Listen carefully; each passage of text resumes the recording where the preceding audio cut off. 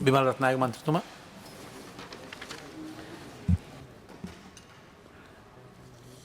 ගරු සභාපතිතුමනි, පාර්ලිමේන්තුව කල්තබන අවස්ථාවේ ඉදිරිපත් කරන යෝජනාව මේ වන විටත් පාරිභෝගික ජනතාවට දරාගත නොහැකි වන අන්දමින් වෙළඳපොලේ සහල් මිල ඉහළ ගොස් තිබේ. සහල් පාලන මිලක් පිළිබඳව ආණ්ඩුව විසින් නිවේදනය කළද ඒ මිලට සහල් සොයා ගැනීම අපහසු වී ඇත. මේ අර්බුදයට හේතුව ප්‍රමුඛ පෙළේ සහල් මුල් හිමියන් කීප දෙනෙකුගේ ක්‍රියාකලාපයේ බව හෙළිවීමෙන් තිබේ. ජන ජීවිතයේ ඉමහත් දුෂ්කරතාවට අද තමා ඇති මෙම අර්බුදයට මැදිහත් වී පාරිභෝගික ජනතාවට සහල් අඩු මිලට ලබා දීමේ ක්‍රමවේදයක් රජය විසින් කඩමින් ආරම්භ යුතු බවට යෝජනා කර සිටිමි.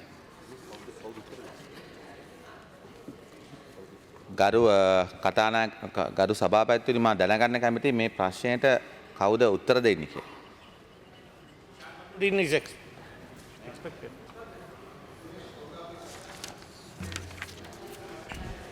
රිෂාඩ් ඇමතුමා තමයි එනවා කිව්වේ මම හිතන්නේ.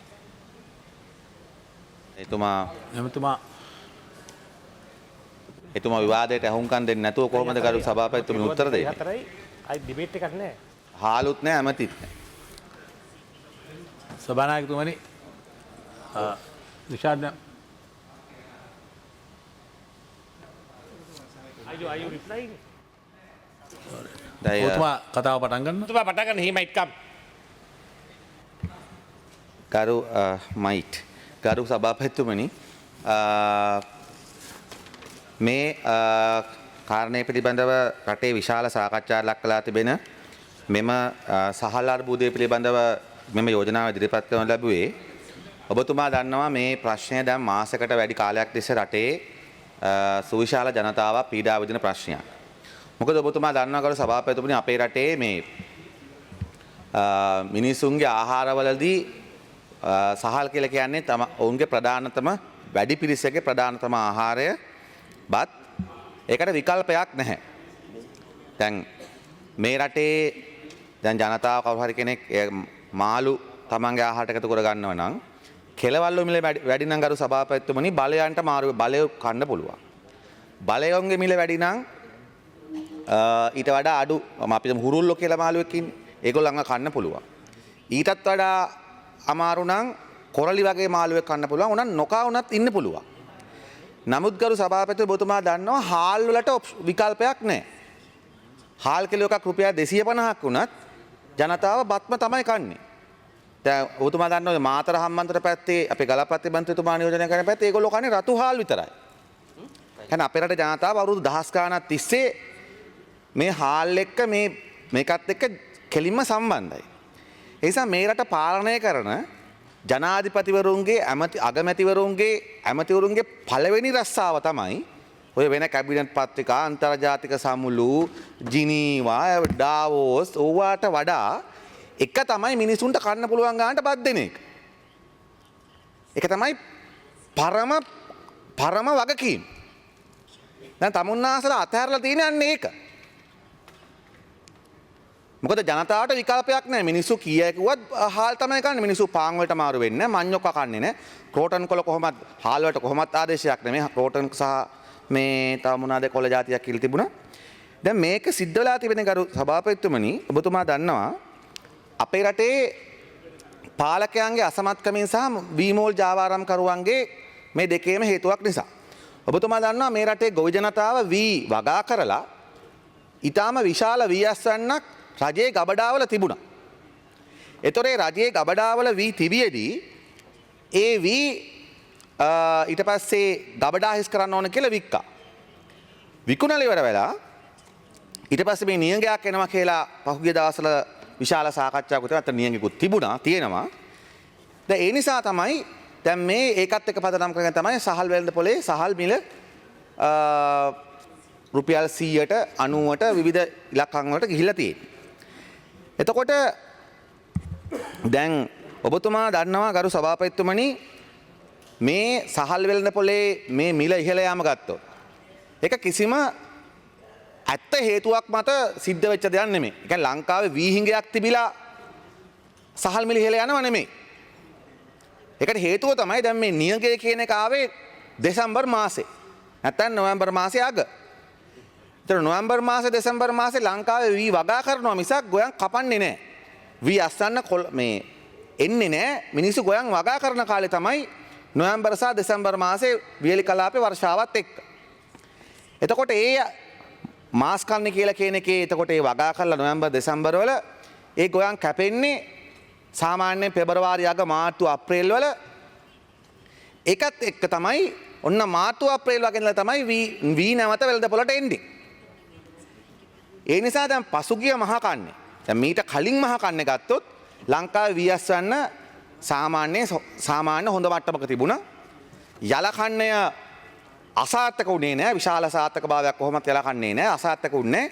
ඉතින් රටේ වී තිබුණා. ආණ්ඩුව කවදා හිස් කරන්න ගියා වුණත් ඒව කුකුල් කෑම වලට ගියා කිව්වට කුකුල්ලුන්ට දුන්නේ නැහැ. ආයි වැඩි මිලට අපිටම තමයි ආවේ. නමුත් මෙතන තියෙන දේ තමයි අද ඊටාම කෘත්‍රිමාකාරයට සහල් මිල නංවලා තියෙනවා. දැන් සහල් මිල නංගුවට මම කැමති අද අනුර පෙරේරාශනාප ඇමතුමා උදේ ප්‍රකාශයක් කරා මේ පාර්ලිමේන්තුවේ හැන්සාට් ගත කරලා තිබෙනවා. එතුමා මේ කතාව එතුමා ඊට පැහැදිලිව කියනවා මේ අනුව දැනට රට තුල සහල් හිඟයක් නොමැති බව කිය යුතුයි. මේ එතුමාගේ අන්එඩිටඩ් හැන්සාට් මේක වාර්තාව හෙක්ටර් කොබ්බයක් අඩුව ගොවි පරීක්ෂණ ආයතනය දක්වා ඇති පරිදි මේ වෙන විටත් රට තුල වෙළඳ පොලේ සහල් මෙට්‍රික් ටොන් ලක්ෂ 4ක 5ක ප්‍රමාණයක් ඇත. ගරු සභාපති ඔබතුමා දන්නවා ලංකාවේ මාසෙකට ජනතාව පරිභෝජනය කරන්නේ හාල් ටොන් 1,80,000ක් වගේ. හාල් ටොන් 1,80,000. එතකොට සාමාන්‍යයෙන් ටොන් ලක්ෂ 5ක් කියලා හිතුවොත් ටොන් ලක්ෂ 5ක් කියන්නේ කිසිම ප්‍රශ්නකින් තොරව මාස 3කට කිට්ටු වෙන්න මාස 3ක් සහල් ලිංගයකින් තොරව රටේ පාවිච්චි කරන්න පුළුවන් සහල් තොගයක් රටේ තියෙනවා කියලා වෙළඳ පොලේ තියෙනවා කියලා මේ ඇමතිතුමා කියනවා හෙක්ටර් කොබ්බයක් අඩුව ගොවි පරීක්ෂණ ආයතනය උපුටා දක්වමින්. ඒ වගේම එතුමා කියනවා ඊට අමතරව රජය විසින් සහල් මෙට්‍රික් ටොන් 2,50,000ක් පෞද්ගලික වෙළඳුම් සඳහා ආනයනය කිරීමට කටයුතු කර ඇති අතර ඒවායි මෙට්‍රික් ටොන් 86,000ක ප්‍රමාණයක් රට තුළට පැමිණ වෙළඳ පොළ කරාද බෙදා අවසන් කර ඇත කියලා. ඒ වගේම තවත් කියනවා රට තුළ හදිසි අවස්ථාවක් ඇති වුවොත් ඒට මුහුණ දීම සඳහා රජය මගින් සහල් මෙට්‍රික් ටොන් ලක්ෂයක් ආරක්ෂිත තොගයක් හැටියට ගබඩා කරද තිබෙනවා කියලා. මම කැමැති ඇමතුමාගෙන් කතාවේ දැනගන්න මම කොහෙද ගබඩා කරලා තියෙන්නේ කියලා. පොඩ්ඩක් කියන්න මේ හාල් ටොන් ලක්ෂ කොහෙද තියෙන්නේ කියලා. ඒතර නමුත් අමාත්‍ය මණ්ඩලයේ නියෝජනය කරමින් අමාත්‍යවරයා කියන්නේ සහල් ලිංගයක් නැහැ සහල් තිබෙනවා ඒවා වෙළඳ පොලෙත් තිබෙනවා වෙළෙන්දන් සතුවක් තිබෙනවා රජයේ සතුවක් තිබෙනවා කියලා. ඒතර ඊටාම පැහැදිලි මේ රටේ මේ දැන් මේ කෘතිම හාල් මිල නැංවීම පැහැදිලිවම රජයේ අසමත්කමත් රජයේ අදාළ විෂයභාර ඇමතුරුන්ගේ තිබෙන කළමනාකාරීත්වයේ තියෙන දුර්වලකමත් ඒ වගේම හාල් මොල් මාෆියාවේ ක්‍රියාකාරීත්වයක් කියන මේ තුනේම එකතුවක්. මොකද ලංකාවේ මේ හාල් වෙළඳ පොලේ හැසිරීම කියන එක මේ හැසිරීම කියන එක අපේ රටේ මිනිස්සු අවුරුදු 100ක් 200ක් තිස්සේ දන්න දෙයක්. ඒක අමුතුවෙන් පාඩම් කරන්න දෙයක් නැහැ. ඒ නිසා අද ආණ්ඩුව අරන් තියෙන උත්තර මොනවද මේකට? ආණ්ඩුව කළ තියෙන තමයි දේශීය සහල් දැන් පිට රටින් ආනයනය කරන්න අවසර දීලා තිබෙනවා. මම දැක්කා ඒකට පාලන මිලක් දාලා තිබෙනවා. පිට රටින් ආනයනය කරන හාල් කිලෝ එක රුපියල් 72කුත් ඒ වගේම දේශීය සහල් වලට රුපියල් 80කුත් කියලා. ගරු සභාපතිතුමනි අපි මේ ආණ්ඩුවේ ලොකු මහතුරුන්ට කියනවා ජනතාවට විහිළු සපයන්න එපා කියලා. දැන් මට කියන්නකෝ ඔබතුමාලා මේ හාල් අඳුරගන්නේ කොහොමද කියලා? දැන් වීබාර් ඇමතුමා හරිසන් ඇමතුමා වෙළඳ ඇමතුමා රිෂාඩ් ඇමතුමා දෙන්නම් බත් කන අයනේ. දැන් මට කියන්නකෝ මේ හාල් රටේ විදේශීය මේ හාල් රටේ දේශීය කියලා කියන්නේ කොහොමද කියලා? රිෂාඩ් ඇමතුමා මන්නාරමේ සහල් නැලියෙන් ආපු කෙනෙක්නේ. හාල් කන දන්නවනේ. ඒතර කොටලා තියෙනවද? ඔයගොල්ලෝ කොටනවද දැන් එයාපෝට් එකේ තියාගෙන වරායේ තියාගෙන? රුපියල් 80යි විදේශීය හාල් 72යි ලංකාවේ ඒවා කියලා. මේ කවුද රවට්ටන්නේ? දැන් ඒ නිසා මොකද්ද වෙලා තියෙන්නේ? අපි මේ පිළිබඳව ලංකාවේ ඉන්න ප්‍රධානම කෘෂි නිලධාරීන්ගේ සහ සුළු මධ්‍යම පරිමාණයේ සහල් නිෂ්පාදකයන්ගෙන් කතා කරලා බලමු දැන් මොකද්ද වෙන්නේ? දැන් වෙන දේ තමයි කරු සභාපතිතුමනි වී වෙලෙන්දන් ගාව වී තොග තිබෙනවා. ඒගොල්ලන් ගාව හාල් තොගක් තිබෙනවා. වී හාල් කරනවා. දැන් මොකද කරන්නේ? මම ඉතාලක් කීමෙන් කියනවා. ඉතාලම මට උන අවශ්‍ය නමක් කියන්න පුළුවන් වෙනම ඒ ව්‍යාපාරික මහත්මයා කවුද කියලා. ඔහු තමයි මේ තොරතුරු ලබා දුන්නේ. දැන් සමහර ව්‍යාපාරික මොකද කරන්නේ පිටරටනුත් හාල් ගෙනල්ලා ඒවා 72යි දේශීය එක 80යි මේක කලවම් කළා දැන් 80ට විකුණනවා. දැන් තමුන්නාසල නම් හාල් තේරෙන්නේ නැත්නම් සීනි ගන්නකො. දැන් මට මෙතන කවුරු හරි කියන්න පුළුවන්ද බ්‍රසීලයේ සීනි කට එකයි ඉන්දියාවේ සීනි කට එකයි ලංකාවේ සීනි කට එකයි වෙනස කියන්න පුළුවන් කවුරු හරි කෙනෙක් ඉන්නවද කියලා? දැන් තමුන්නාසලා මෙන්න මේ වගේ කිසිම පදනමක් නැති විහිළුකාර තීන්දුව තමයි ගන්න. ඊට පස්සේ ඔබතුමාලා කියනවා මේ සහල් හිමියන් කවුරු හරි වැරදි විදියට කටයුතු කරනවා නම් ඒක වාර්තා කරන්න කියලා. මා දැනගන්න කැමතියි ඇමතිතුමාගෙන් අදාළ දෙන්නගෙන්ම දැන් ඔබතුමාලා මේ ආණ්ඩුව වශයෙන් කියන උත්තරේ නෙමේ ලංකාවේ සහල් තොග සහල් ලිංගයක් ඇති වෙන්න හේතුවක් නැහැ.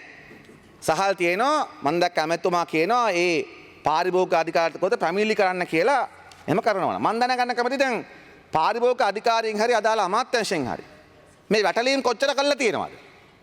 කොච්චර අත්අඩංගුවට අරන් තියෙනවද? අපි දන්න දේ තමයි මේ රටේ ගොවි සංවිධාන මැදිහත් වෙමින් මේක කියනවා ඇරෙන්න වීවලටම වෙනම ඇමති කෙනෙක් ඉඳලා වීවලටම වෙනම ඇමති කෙනෙක් ඉඳලත් මේ ප්‍රශ්නේ ඉඳලා නැහැ. ගරු සභාපතිතුමනි මගේ කතාව අවසන් කරේ මම කියන්න කැමතියි. වීඇලේ මණ්ඩලය මේ රටේ හදලා තියෙන්නේ ඇයි? වීඇලේ මණ්ඩලය හදලා තියෙන්නේ එක පැත්තකින් වී මිල ස්ථාවර කරන්න. හැබැයි ඒකේ අවපැත්තක් තියෙන මොකද්ද? ඒක තමයි සහල් මිල ස්ථාවර කරන්න. මේක දෙපැත්තටම කරන්න පුළුවන් දෙයක්. රජය ගොවියාගේ වී මිල සාධාරණ ස්ථාවර මිලක තියාගන්න ඕන නිසා ආණ්ඩුවෙන් වීතක මිලදී ගන්න. ආණ්ඩුව ටොන් ගාණක් මිලියන් ටොන් ලක්ෂ ගාණක් ආණ්ඩුව මිලදී ගන්නවා. ඒකෙන් වෙන්නේ ආණ්ඩුව යම්කිසි මිලක් කියනවා අඩුපාඩුකම් සහිතව හරි යම් ප්‍රමාණයක් මිලදී ගන්නවා. අදත් ඔය කොයි වෙලෙන්දටත් වඩා ගන්න වීඇලේ මණ්ඩලය තමයි වී ගන්න.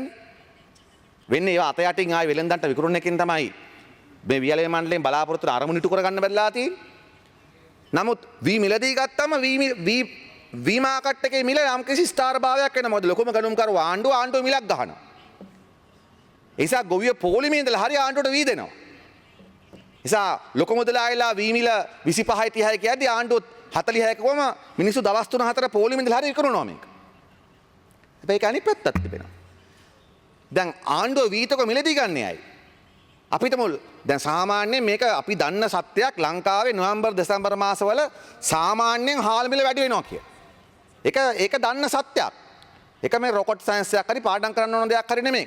කෘෂිකර්ම අමාත්‍යාංශයට වීවාර අමාත්‍යාංශයට ගියා නම් පළවෙනි රස්සාව එක දැනගන්න එක. එතකොට සාමාන්‍ය මේ කාලේ වැඩි වෙන නිසා මොකද කරන්නේ? අන්න සහල් මිල වෙනපොළ මිල වැඩි වෙනකොට වීඇලේ මණ්ඩලයේ සතුව තිබෙන වීතොග ක්‍රමානුකූලව නිදහස් කරලා මාකට් එකට දානවා. එතකොට සහල් වෙළඳ පොලේ සහල් ලැබෙන නිසා ආණ්ඩුව සතුව තිබෙන සහල් ලැබෙන නිසා ආයි හාල් මිල යම්කිසි ස්ථාවර මිනිසුන්ට කන්න පුළුවන් ගානකට එනවා. වීඇලේ මණ්ඩලය හදලා තියෙන්නේ ඕකට. නැතුව කොමිස් කන්න නෙමෙයි. නැතුව ගබඩා නෑ කියලා කුකුල්ලන්ට කන්න දෙන්න නෙමෙයි. වීඇලේ මණ්ඩලය හදලා තියෙන්නේ ඕක. දැන් මේ අවස්ථාවේ මොකද්ද වෙච්ච දේ? දැන් ගබඩා හිස් කරන්න කියලා ආණ්ඩුව මොකද්ද කරේ? ආණ්ඩුව ගොවියගෙන් ගත්ත මිලට වඩා ද වීඇලේ මණ්ඩලයේ අරමුණ ඕකයි. ගොවියගේ මිල ස්ථාවර කිරීමත් සහල් මිල ස්ථාවර කිරීමටත් ආණ්ඩුව සතුව තියෙන එකම මෙකනිසම් එක ඕක. එකම යාන්ත්‍රණය ඕක. නැතුව ජනාධිපතිතුමා විධායක බලතල කරලා නියෝග ගැහුවත් මිල අඩු කරන්න බෑ. දැන් ඔය ගහලා තියෙන එක රුපියල් 72යි විදේශීය හාල් 80යි දේශීය හාල් කියලා. මේ ලංකාවේ මිනිසුන්ට කරන විහිළුනේ. ඒ නිසා අපි කියන්නේ මොකද්ද කරේ? තමුන්නාසලා ගොවියගෙන් ගත්ත මිලට වඩා හාල් මිල නැගලා තියෙද්දි ගොවියගෙන් වී ගත්ත මිලට වඩා සුවිශාල ගානකට තමුන්නාසලා වී වික්කා. අපි කියන්නේ වීඇලේ මණ්ඩලයේ පාඩු ලබන්න කියලා නෙමෙයි. හැබැයි වීඇලේ මණ්ඩලය මහා පරිමාණයෙන් ලාභ ලබන එකක් විය යුතු නෑ. විශේෂයෙන්ම මේ වගේ අර්බුදයකදී. ලාභ ලබනට අපි කොඩම්ම සතුටුයි. දැන් මොකද්ද මෙතන වුනේ? ඔබතුමා දන්නවා සාමාන්‍යයෙන් වී කිලෝ එකක වීසා හාල් අතර සූත්‍රයක් තිබෙනවා. ඒක තමයි වී කිලෝ එක ගණන 3න් බෙදලා 5න් වැඩි කළා. ඒකට සාමාන්‍යයෙන් අද තියෙන තත්ත්වයන් රුපියල් 3ක් එකතු කරාම ගරු සභාපතිතුමනි සාමාන්‍යයෙන් හාල් කිලෝ එක මිල හැදෙනවා. ඒ කියන්නේ ඔබතුමා ගත්තොත් වී කිලෝ එකක රුපියල් 45 නම් 3න් බෙදුවම 15යි. 5න් වැඩි කරාම 75යි. 75 3ක් එකතු කරාම 78යි. ඒක තමයි සාමාන්‍යයෙන් මෝල් හිමියා හාල් කිලෝ එකක් එලිට දෙන ගාන. ඕකට තොග වෙලෙන්ද රුපියලක් විතර ගන්නවා, සිල්ලර වෙලෙන්ද 2-3ක් ගන්නවා. එතකොට සාමාන්‍ය 45ට ගත්තත් රුපියල් 80ට 82ට දෙන්න පුළුවන්. හැම එකම 45ට ගන්නෙ නෑ. මම 45 ගත්තේ වැඩි අගයක් වශයෙන්. එතකොට දැන් තමුන්නාසලා වියලේ මඩලේ මොකද්ද කරේ? තමුන්නාසලා රුපියල් දසලක්ෂ ගාන මිනිස්සු මේ හාල් කිලෝ එක රුපියල් 90ට 100ට කන්න අමාරුවෙන් ඉන්න වෙලාවේ, පොලුත් නැකලා ඉන්න වෙලාවේ තමුන්නාසලා මොකද්ද කරේ? වියලේ මණ්ඩලයේ සහල් මාකට් එක ස්ථාවර කරන්න පාවිච්චි කරන වෙනුවට මේකේ විශාල ව්‍යාපාරයක් කරන්න ගියා. මම දන්න තරමේ. ඒ නිසා අපි දකින දේ තමයි වියලේ මණ්ඩලය හදලා තියෙන අරමුණ මේ ආස්ථාවේදී තු වෙලත් නැහැ. ඒ නිසා අපි ආණ්ඩුවට අවසාන වශයෙන් බල කර මේ පාර්ලිමේන්තුවේ යෝජනා කර සිටිනවා. පළවෙනි කරුණ තමයි දැන් කැබිනට් මණ්ඩලයෙන් කියනවනම් රටේ සහල් ලිංගයක් නැහැ කියලා. මොකද එහෙම වුණා දැන් ආණ්ඩුවේ කොහම 105ට විකුණපු හාල් 80ට විකුණනකොට පස්සේ වෙලෙන්ද කිසි ප්‍රශ්නයක් නැතුව විකුණනවා. ගරු සභාපති ඔබතුමා බලන්න 105ට හාල් විකුණන ඉඳලා ආණ්ඩුවෙන් කොහම 80ට විකුණන්න කියලා. මේ මුදලාලිලාගේ කිසි නෑනේ සද්දයක්. ඔබතුමා හිතන්න හාල් කිලෝ එකකින් රුපියල් 25ක් අඩු කරන්න කියලා නියෝගයක් ආවම මම කියන්නේ නැද හැමතැනම මේ 80ට හාල් තියෙනවා කියලා. නමුත් කිසිම සද්දයක් නැහැ. එහෙම කරන්න බෑනේ. සාදා හරියට කරා නම්. ඒ කියන්නේ හරිම පැහැදිලි එක හාල් කිලෝ එකකින් රුපියල් 25 30 වගේ අධික ලාභ මේ පුද්ගලයන් ගත්ත ඔබතුමා බලන්න. හාල් ටොන් 10000ක් වික්කන. හාල් ටොන් ලක්ෂයක් වික්කන. මේ පුද්ගලයන්ගේ කොපමණ ලාභයක් අරන් තියෙනවා. ඒ නිසා අපි ඔබතුමාට කියන්නේ එහෙනම් කරුණා කළා මේ මාෆියාව කරන අත්අඩංගුවට ගන්න. මේ රුපියල් 3-4ක ලාභයක් නෙමෙයිනේ. කිලෝ එකකින් රුපියල් 25ක තියේ ලාභ අරන් තියෙනවා. එහෙම වෙළඳාමක් කරන්න මේ රටේ බෑ. ඒ නිසා අපි ඊටාම වකීමෙන් ආණ්ඩුව ඉල්ලා සිටින එකක් තමයි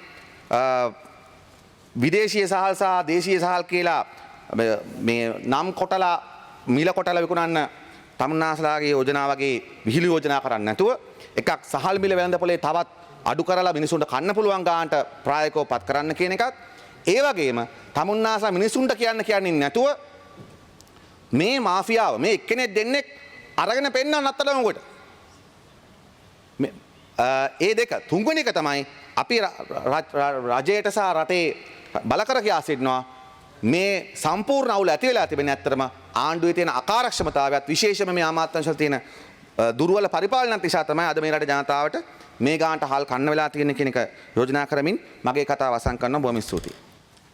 අපි අහපු ප්‍රශ්නේ තමයි ඔබතුමාලා අපිට නැවත කියන්නේ. අපි අහපු ප්‍රශ්නේ තමයි රජය සතුව තිබිච්ච වීතොග කිසිම සැලැස්මකින් තොරව අඩු මිලට විකිණීම නිසා නේද මේ ප්‍රශ්නේ ඇති වුණේ කියන එක. මම ඔබතුමාගෙන් අහන්නේ. ඔබතුමා අවසානයේ මේ හාල් ගෙන්නන වෙලාවට ඔබතුමාටනේ. එක.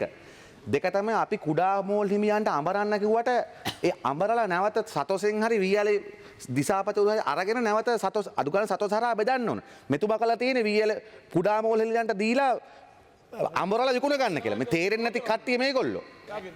ඒ කුඩා මෝල් හිමියන්ට දෙන්නේ ඒකට. නැතුව කුඩා හෝම්ලට විකුණන්න නෙමෙයි දෙන්නේ. මම ඒ නිසා ගරු ඇමතුමාගෙන් අහන්නේ දැන් ඔබතුමාලට මේක කරගන්න බැරිවීමට ප්‍රධාන හේතු උනේ රජයේ සතුව තිබිච්ච විශාල තොග කිසිම සැලැස්මකින් තොරව නිදහස් කර ගැනීම නිසා නේද අද මේ අවුල ඇති වෙලා තියෙන්නේ. ඇරිසන් අමාත්‍යතුමා ගරු මන්ත්‍රතුමා දැනටමත් අපේ මේ වීතොග නිකුත් කිරීමේ ප්‍රාදේශීය ලේකම්ලා ඒ වගේම දිසාපතිවරු හරහා ඒ දීපු මෝල් වල අයට පැහැදිලිවම උපදෙස් දීලා විතරක් නෙමෙයි ඒකේ පසුවිපර මොකොත් කරනවා ඒ සහල් සතොසට බාර දෙන්න කියලා. දුන්නොත් ඒ පුද්ගලයා ඔබතුමාට වීටොන් 30 හාල් ටොන් 30000ක් දෙන්න ඕන. ඒකයි කරන්න තිබුණේ. එහෙම නැතු ඔයා ඒක කළා නෑ. මම මේ රිෂාඩ් ඇමතුමාගෙන් අහන්නේ. දැන් ඒ නිසා අපිට අර මේ අවුල මාෆියාවයි අර මේවයි නෙමෙයි. මේ අවුල තමුන්නාසයට රස්සා කරන්නේ තේක.